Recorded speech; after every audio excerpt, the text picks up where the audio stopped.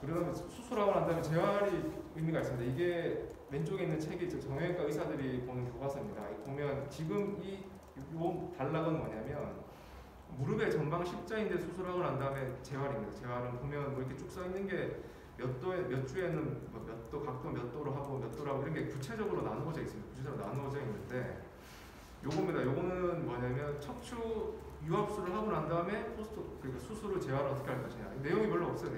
내용이 별로 없다. 쭉 이 내용에 보시면 마지막에 인디비듀얼 프로시저라고 있는데 각각의 개인적인 그런 어떤 수술을 했냐에 따라서 많이 다르다는 얘기예요. 그러니까 수술하신 분의 그런 성향이나 아니면 수술이 어떻게 됐냐에 따라서 그런 포스트-오피 케어가 굉장히 많이 달라진다. 그런 면입니다. 그래서 이게 딱 정해진 답이 없습니다. 정해진 답이 없고 그러면 전체적으로 어떤 개념을 갖고 계셔야 되냐면 요거는 옆에 해리슨이라는 책은 이건 정형외과 의사 그냥 의사들의 교과서입니다. 의사들의 교과서 해리슨이라는 책은 보시면 쭉 보면 그 뼈가 어떻게 부서졌다가 뼈가 어떻게 재활되나 이런 건데 보시면 3개월 박스 쳐진 데서 뼈가 어느 정도 회복이 된다. 본 힐링은 뼈가 회복되는 거는 한 3개월 전후 그게 제일 안전하다. 그러면 소프트 티슈, 우리 몸에는 뼈만 있는 게 아니니까 뼈뿐만 아니고 뭐 인대나 이런 조직들이 있는데 이런 조직들은 보시면 한 6주에서 8주 생각하면 6주에서 8주. 따라서 이런 것들의 그런 이론적인 것을 조합을 해보면 그리고 뭐 운동이 중요한데 운동이 중요한 거는 결국은 블러드 서플라이입니다. 피를 많이 보내게 해서 저런 본 힐링이나 소프트 티슈 힐링을 빨리 회복시키자. 뭐 그런 개념이고. 자, 그래서 재활은 이렇게 하면 됩니다. 척추 수술하고 난 다음에 재활은 걷는 거는 폐에 문제가 전신마취하고 그런 폐에 문제가 있기 때문에 가장 빨리 POD2라는 거는 수술하고 난 다음에 이틀째 그렇게 바로 앰뷸레이션을 시켜라. 그리고 런닝이나 스위밍 같은 거 일반적인 유산소 운동은 아까 전에 소프티슈 힐링이 한 6주째쯤 일어나기 때문에 빠르면 4주 아니면 6주 그때쯤에서 그런 유산소 운동하는 거는 도움이 된다. 왜냐하면 저 운동을 통해서 그런 블러드 서플라이가 좋아질 수 있기 때문에. 그리고 그 다음에 이제 뭐 일반적인 머스큘러 스트렝스 엑서사이즈, 뭐 적극적인 운동 그런 것들은 한 3개월. 아까 3개월이 뼈 회복되는 3개월 걸린다고 했잖아요. 그러니까 총 유압되는 게 한 12주 생각하면 되기 때문에 그때는 3개월 이후에는 그냥 일반적인 이런 운동을 하면 된다.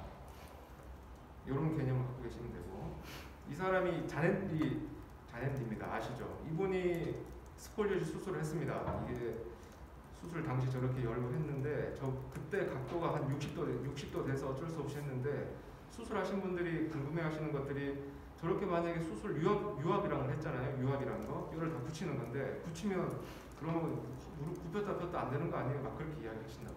그런데 아까 전에 말한 것처럼 그렇게 구분을 나누고 의사들이 연구하는 것 중에 하나가 최대한 저 모션을 살리려고 하다 보니까 모션을 살리면서 가장 적극적인 그런 교정 방법을 찾기 때문에 가장 그 허리에 모션이 많은 분절이 아래쪽 분 요추 4, 5번 뭐 디스크가 제일 많은 요추 4, 5번 그쪽인데 그쪽은 보통은 그 유압을 하지 않습니다. 그렇기 때문에 보통은 척추 측만증 수술은 주로 흉추 거의 대부분하고 요추 1, 2번 정도까지만 유압을 하기 때문에 저렇게 자넨디처럼 거의 90도 플렉션 되는 저런 상태까지도 충분히 가능하다.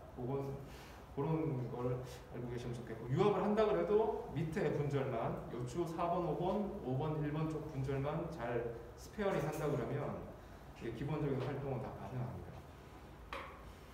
그래서 총 이제 이때까지 제가 일반적인 개괄적인 내용을 다 이야기를 해드렸는데 이런 것들을 이제 실제로 이게 어떠한 근거가 있냐, 근거가 얼만큼이냐를 좀 따지는 게 중요하겠죠. 그래서 그런 그룹 중에 코크라인 라이브러리라는 그런 그룹이 있습니다. 여기서 이제 이때까지 연구한 것들을 쭉 그렇게 보면서 하게 되는데 여기서 보면 결국 요거는 그런 측만증 환자들한테 수술하고 기술적 치료에 뭐가 차이가 있나 없냐.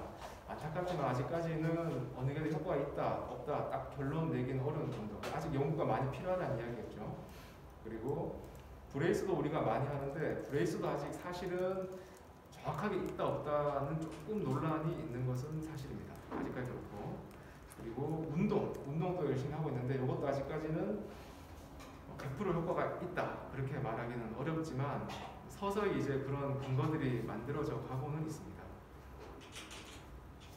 자, 최근에 그 트렌드를 볼 수 있는 건데 이게 아시안 스파인 저널이라고 해서 척추외과 학회에서 발간하는 저널입니다. 여기서 이게 원래 수술 관련된 것만 많이 나왔는데 최근에는 이렇게 이게 아마 이게 이상길 대표님하고 와이스 박사님이 아마 내신 것 같은데 이런 논문들이 뭐 이런 식으로 해서 보조기 하고 운동하는 방법들이 실제로 소개되는 논문들이 등재되고 있습니다. 등재되고 있다는 것은 조금의 트렌드가 바뀐다는 그런 개념입니다. 이게 예전에는 이런 식으로 했을 때 수술적 트리트먼트에 주로 많이 관련된 논문이 나왔는데 최근은 조금 이제 그런 트렌드가 좀 바뀌고 있다. 결론입니다. 결론은 뭐 이런저런 이야기 많이 했는데 이게 참 어떤 게 그 환자분들하고 도움이 됐을지는 모르겠지만 일단은 결론은 이 측만증은 결국 3D 스파이널 디포미티고 가장 일반적인 치료는 3O 옵저베이션 각도에 따라서 옵저베이션 올소시스 오퍼레이션 하는 거다. 그리고 치료 방법에서 아까 전에 쭉 보셨겠지만 아직까지 컨트로버시하게 논란이 있다는 이야기입니다. 어떤 사람은 이게 효과가 있고 어떤 저게 효과가 있는데 뭐 그렇다. 그래서 최근에는 수술적 방법 중에 약간 버테브럴 같은 스테이플링이나 그런 조금 덜 절개하는 방법들이 도구가 되고 있다. 따라서 아직까지 여러 가지 치료법에 대해서 논란이 많기 때문에 뭐 이거 척추 측만증을 연구하는 뭐 의사분들이나 물리치료사분들이나 많은 분들이 조금 더 노력을 하고 그런 한 팀으로 어프로치를 했으면 좀 더 좋은 그런 결과들이 나올 수 있지 않을까 그렇게 생각하고 있습니다. 네, 경청해주셔서 감사합니다.